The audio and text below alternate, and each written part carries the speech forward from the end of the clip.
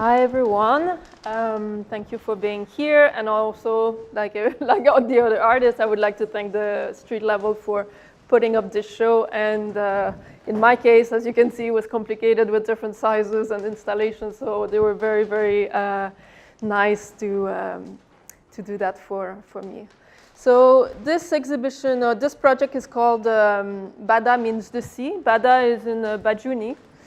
A language from Somalia.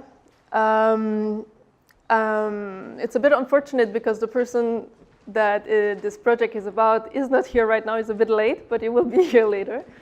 So when I was here, I met Nasir Salim, and the first thing he said was, I am from an island, I am a fisherman. And he started to tell all of these stories about the sea. And these stories were taking like mythological proportions. He was saying that he could be underwater for 2 hours. He was breathing by the ears. And on his island, there was this tree with 5 fingers tree.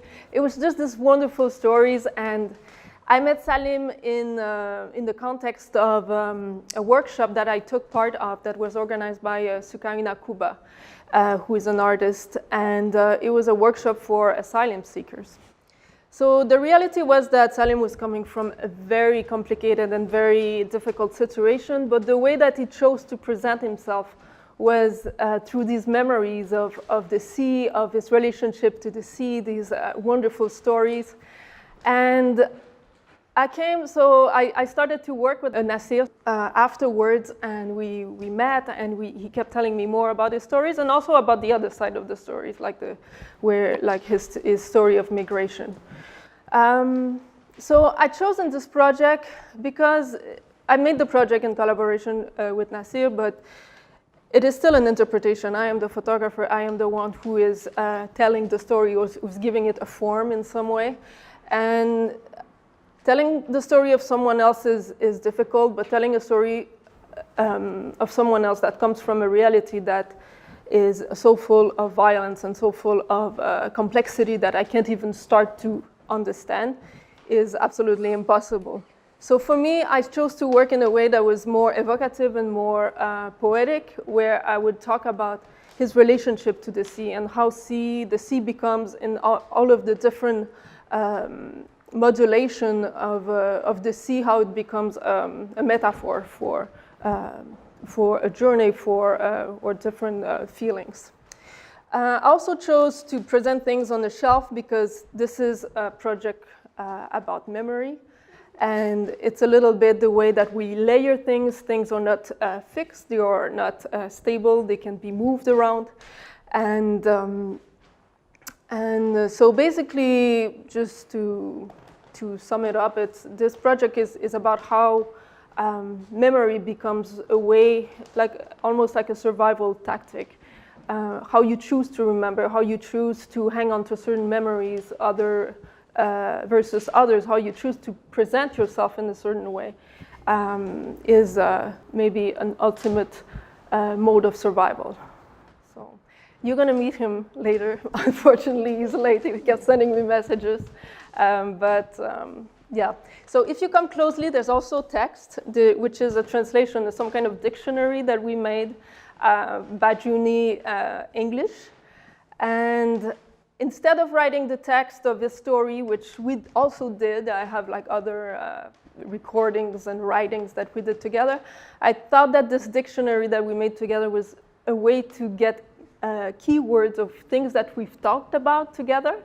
And the words are evocative because they all talk about the sea, about fishing techniques, different animals in the sea, and also how, for him, for example, there's 3 words for waves or 3 words for the sea, and how these subtleties, depending on when you come from a certain place, become important and very poetic. So, do you have any question? Yes? What were the drawings? That's his drawings. This is a part, because he was also learning English, we always came across moments where it was there was something he was trying to describe and I couldn't understand, so he would make these drawings, and we made this dictionary also. So this is all of his drawings that are rephotographed. And yeah, they're amazing. I kept telling him, you have to keep drawing. Do you have any other question? Some of these photographs are not made with a regular camera. They are, what do you mean, these? All of photographs or? If you work on a scanner or something?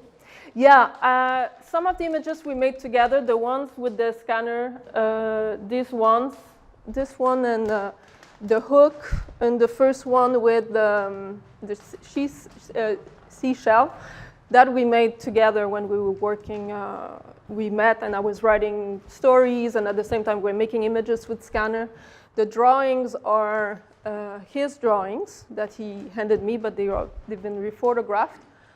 And other images are either from my time here, or sometimes I'm using images from the past from from my own archival image bank, and then when they fit together, I mix them with newer projects. So there's this idea of layering. Any other question? Yes? How did the relationship with the ocean resonate with you? I was already working on a project of an island, so that's how I first was interested by Nassir's story, because that's the first thing he said. I am from an island. I'm a fisherman. Originally, I was coming here, and I was originally wanted to work on the Scottish island, because my other project that I was working previously, that I'm still working on, is a project where I'm looking for an island that doesn't exist.